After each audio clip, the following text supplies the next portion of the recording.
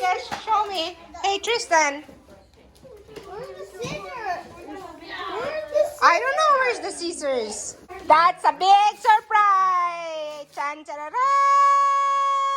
it's a razor. A razor? Yeah. It will ride you Yeah. up and balance? Yeah. Oh. But Mommy, how come Marcus gets good stuff on his birthday? He gets a lot You of have stuff. more stuff than Marcus. He gets a lot You of have more stuff than Marcus. What are you talking about?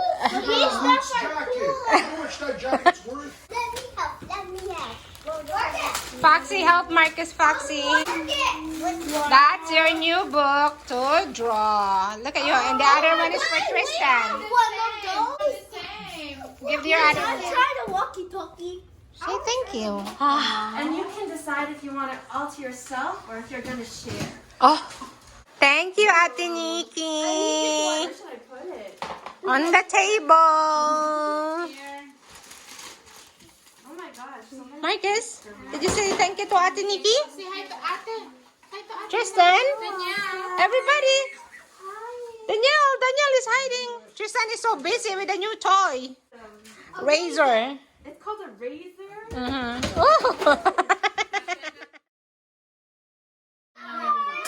No! It's Ellie's turn. Ellie's turn. No, Ellie's it's turn. my turn. It's Marcus' turn. No, Marcus. but I didn't have a turn. Go ahead. Marcus, you know the cool thing? This toy is yours forever. Yeah. Yeah. That's not cool. That is cool. That's not cool. Not cool. It's because you don't have one. The bad thing, it's gonna get older and older. So, you can stop playing with it. Then you can just get a new used to it. Exactly. You can get a real And one. then it get older again. Next time you get one, get it with the point. We have a dart outside you can play with. They're pointy. They're pointy. You should It's do for it adult, summer. right, sweetie? Only if I don't know. Okay. Oh, like the. Yeah, the real one. Wait till they find out about axe throwing. Ah. Marcus, come on, man. It's their birthday. Practice makes perfect. No one's good the first time at anything. Even I. I think I like Tristan's style. Guys, release it. Oh. I'll try. You'll try? I'll try. And then I'll do it. I can't do it out the room. Yes, you can. You can do it. You're really giving Ate Nikki a hard time. No, I'm not it's my arm workout. Yeah. You don't have to go.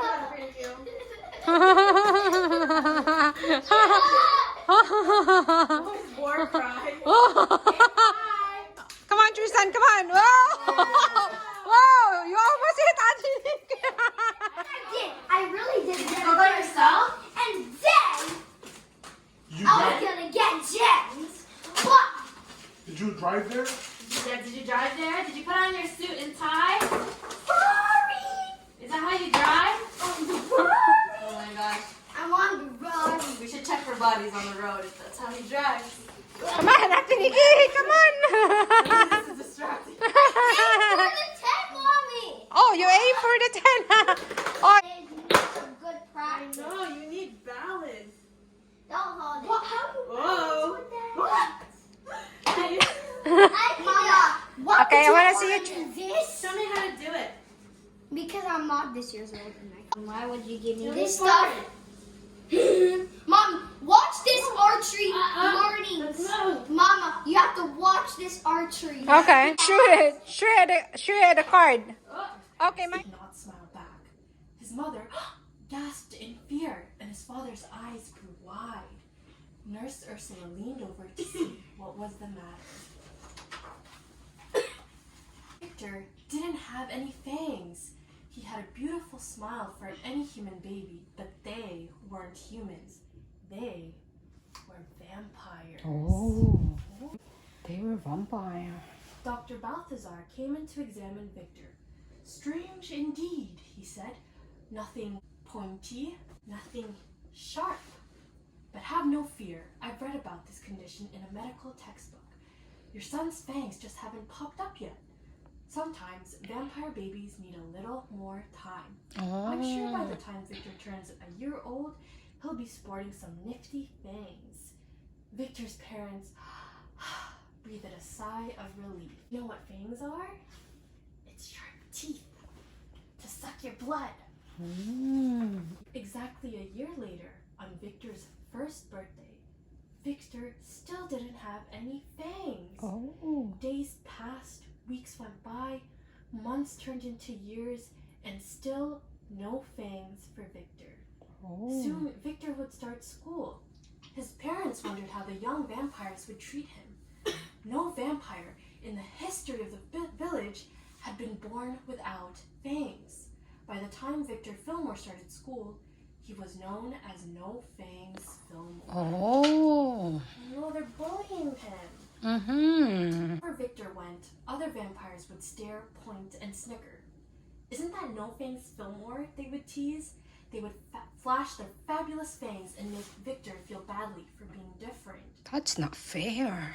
Victor began to feel less like a vampire, especially when his parents checked each week to see if their son's fangs had grown in. There wasn't anything in the world that Victor wanted more than a pair of sharp fangs. One day, Victor stayed after school to talk to his teacher. "Remember, students," Mrs. Macabre addressed the class, "stay away from Lake Ghastly on your way home.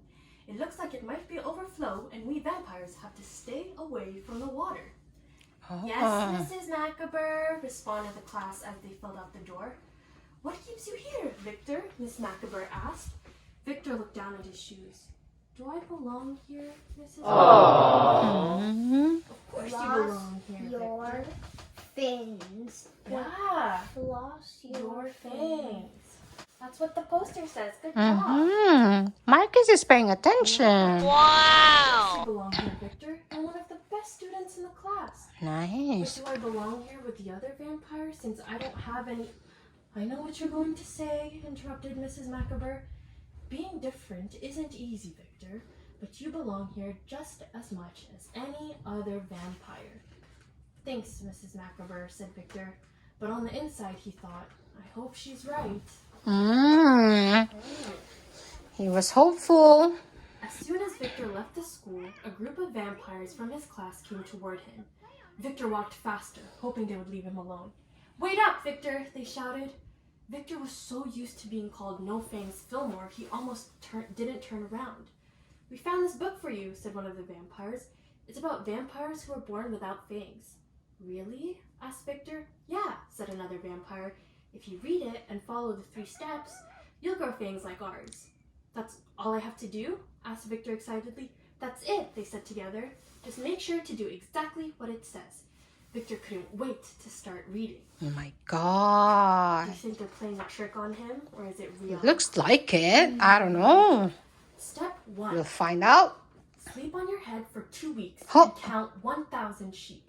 You must wear purple underwear the whole time. Oh my God. A few weeks and a few thousand sheep later, Victor hadn't grown a single fang. But he did have a headache and a new pair of purple underwear.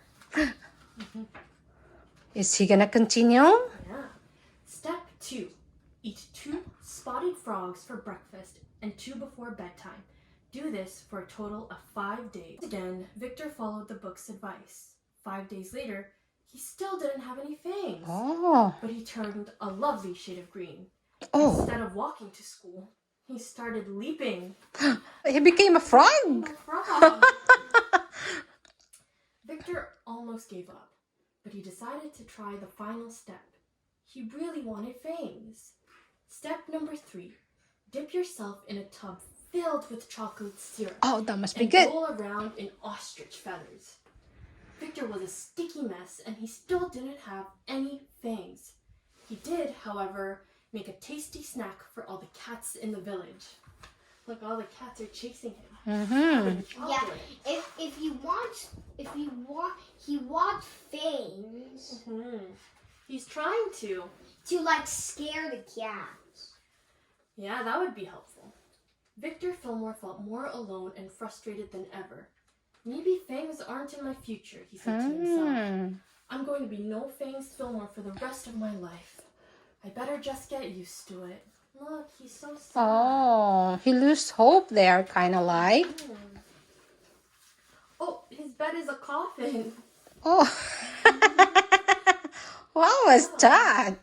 That night, Victor was about to close his crypt when his parents burst into his chamber. Victor, wake up, shouted his mother. The village needs you. You must save us. You're the only one who can. What are you talking about? Victor asked. We're all in danger of a giant flood. Lake Ghastly is about to burst. A new dam needs to be built, but we can't go near the water, explained Victor's father. But what can I do? Asked Victor. We need help from the neighboring humans living in the village. We need them to build the dam, but they're afraid of us, explained his mother. Afraid of what? Asked Victor. It's our fangs, continued his father. Our mayor went to the humans' village to ask for help, but as soon as he opened his mouth, they saw his fangs and ran away.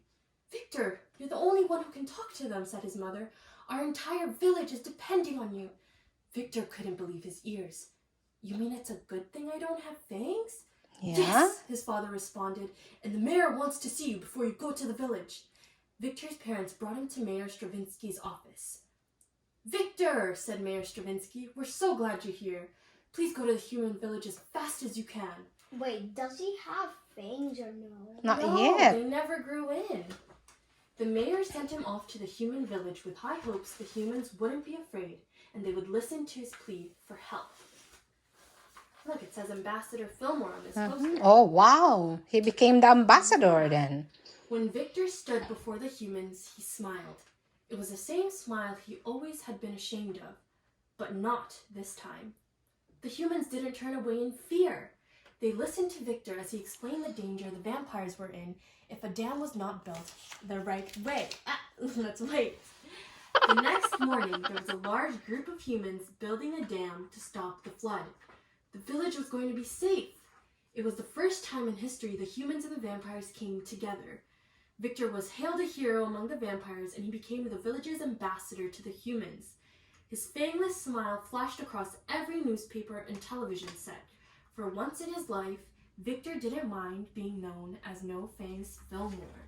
Do you know what an ambassador is?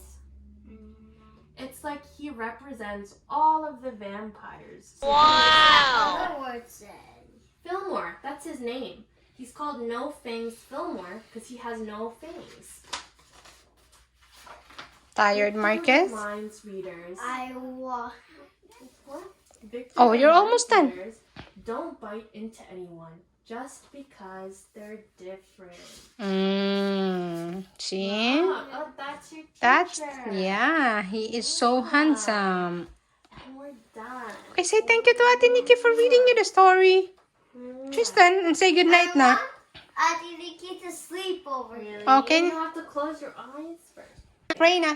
Who's Pray gonna na. pray? It's Kuya's cause it's his birthday, so he has to cry. Thank you, God, for the walk so sweet. Thank you, God, for the food we eat. Thank you, God, for the birds that sing. Thank you, God, for everything. Amen. Thank you, Lord. Say goodnight. Say goodnight to your brother na. Give him a hug and kiss now. Marcus, say goodnight to Ate Nikki. Give Ate Nikki a hug now. Good night. You gonna sleep well? Love you. He's sleeping. Tristan, he was so tired. That's why he was looking at the number of pages.